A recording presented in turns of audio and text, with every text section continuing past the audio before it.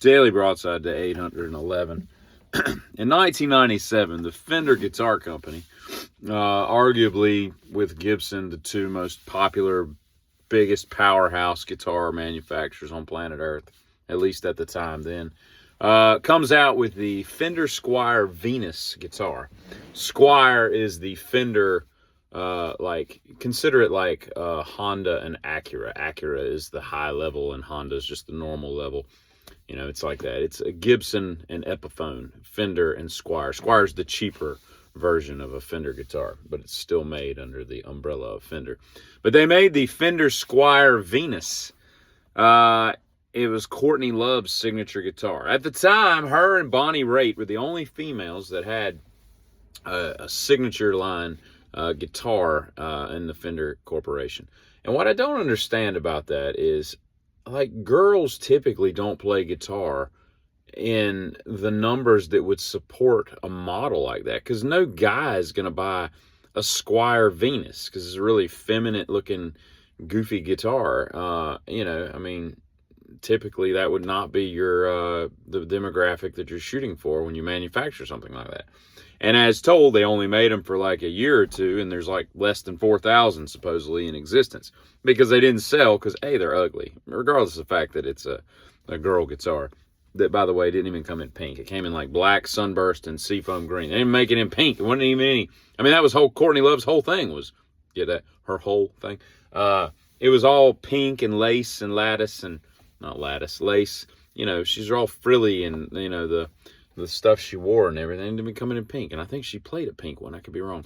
Anyway, my point is, I find that to be a weird manufacturing item. Even Bonnie Raitt, like, what girls are playing guitar in droves enough to support a model where they, like, somebody at a board meeting is like, I think we should make a female guitar. That's like making the Ken doll. You know, how many Ken dolls did they, and I don't know the history of Barbie, but I assume they made the Ken doll to suck in the dudes so that, like, dudes would start buying Barbies, right? I guess, I don't know. Or maybe it was just for the girls to have something for Barbie and Skipper to play with. I don't know.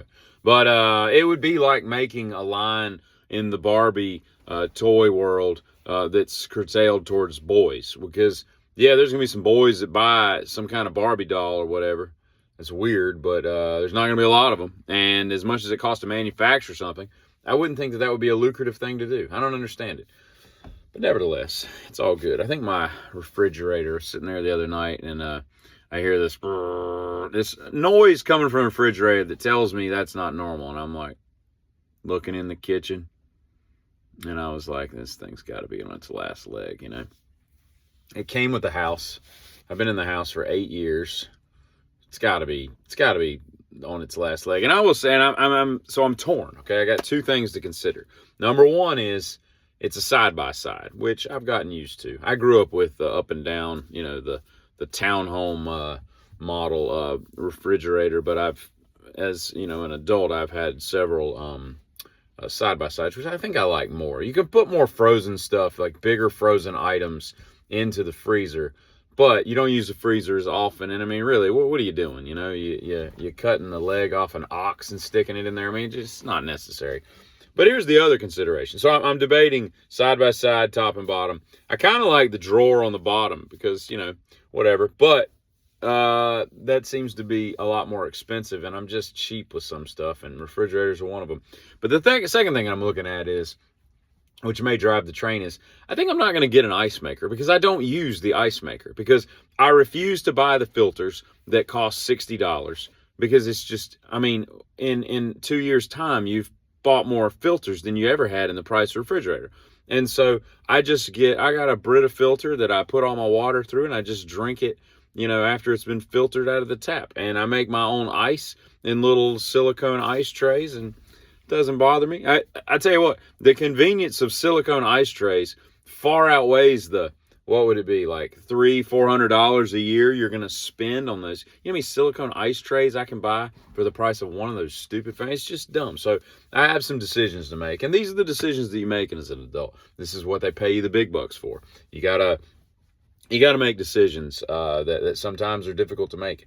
And tertiarily, I'd like to comment, think it's really, really weird that it's not weird. It's fascinating to me that for the most part, if we paint with a broad brush in wide strokes and bursts, you can kind of tell which way people vote, which is odd because there's really only two, if you count libertarian, three ways of voting.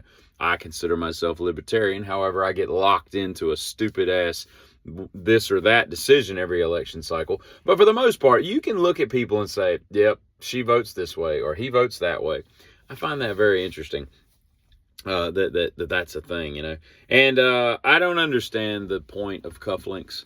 My father used to wear cufflinks when he would get all dolled up to go to some gala event or whatnot, but he owned these things, which means that I guess I technically own some because they exist somewhere. But at any rate, what is the point? Okay. What kind of sartorial, elegance are you looking for in your life that you got to go out and buy things? I mean, it's bad enough trying to button a button. You in there I don't get it.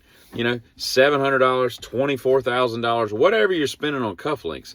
Like, who cares how personalized you make, all that stuff? And I don't get, well, what's wrong with the button? The button works fine.